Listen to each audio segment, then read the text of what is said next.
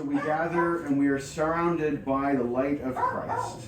We have nothing to fear from the truth which sets us free. Let us turn with confidence to the God of grace. And I'm using Psalm 51 as part of our call to repentance this evening. I happen to have pulled it from the Message because I like the way it sounds. Yes. Generous in love, God give us grace. Huge in mercy, wipe out my bad record. Scrub away my guilt, soak out my sins in your love. I know I've fallen short of your dream for me. My sins are staring me down. You're the one I've violated. You've seen it all, seen the full extent of my failings. You have all the facts before you. Whatever you decide about me is fair. And I've been out of step with you for a long time, in the wrong for ages. What you're after is truth from the inside out. Enter me then. Conceive a new, true life. Going through the motions doesn't please you. A flawless performance is nothing to you. I learned God worship when my pride was shattered. Heart-shattered lives ready for love don't for a moment escape God's notice. Make Zion the place you delight in. Repair Jerusalem's broken down walls. Then you'll get real worship from us. Acts of worship, small and large. Sacrifices of changed hearts. And we're going to read a little piece from Matthew. It might be familiar to you. Matthew 5 happens to be called the Beatitudes. So we're just going to read, let me get this straight. So 3 to 13, and 21 to 24. Blessed are the poor in spirit, for theirs is the kingdom of heaven. Blessed are those who mourn, for they will be comforted. Blessed are the meek, for they will inherit the earth. Blessed are those who hunger and thirst for righteousness, for they will be filled. Blessed are the merciful, for they will receive mercy. Blessed are the pure in heart, for they will see God. Blessed are the peacemakers, for they will be called children of God. Blessed are those who are persecuted for righteousness' sake, for theirs is the kingdom of heaven. Blessed are you when people revile you and persecute you and utter all kinds of evil against you falsely on my account. Rejoice, be glad, for your reward is great in heaven. For in the same way they persecuted the prophets who were before you. You are the salt of the earth. If the salt has lost its value, how can its saltiness be restored? It is no longer good for anything, but is thrown out and trampled underfoot. Continuing at 21. Is that right?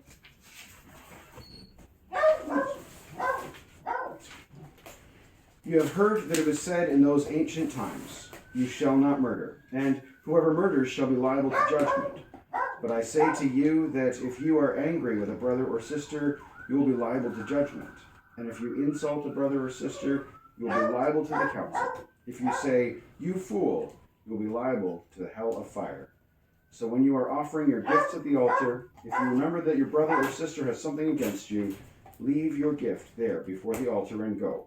First be reconciled with your brother or sister, and then come and offer your gift. So I brought with me some of the palms from last year's Palm Sunday. And a lighter. That's always a good thing. I realized as I was dashing over the house that I didn't have it, so I stole the church one on my way over. So that's all good. And I managed to make it past the first train before it went by, and then I was in the church, and then I got past the other one, so I was very lucky. So this is going to make a bit of smoke here.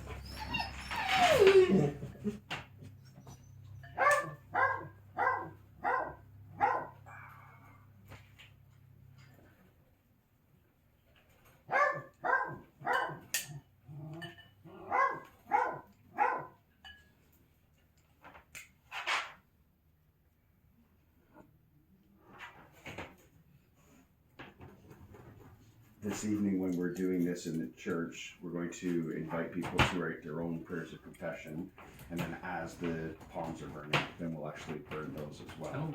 And then we'll have the baptismal font filled, and so then we'll douse the flames with the water from the baptismal font. Cool. So that was, I haven't done that before, and I read that in, I think it was Celebrate God's Presence or something. Get the really hot bits out here before we do this, because I don't think you particularly want We don't want to pull an Ezekiel moment, right? No.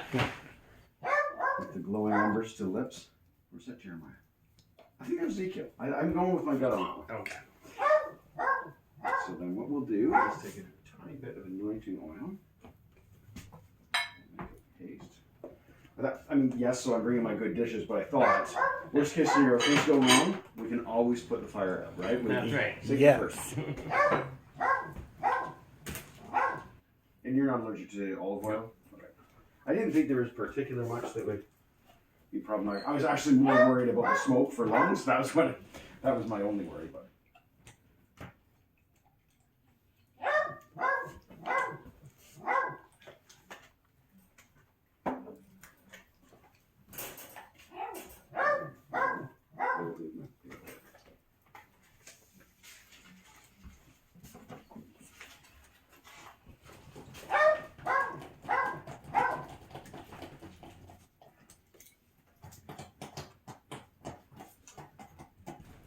Remember that you are part of God's holy earth, one with God in brokenness and in blessing.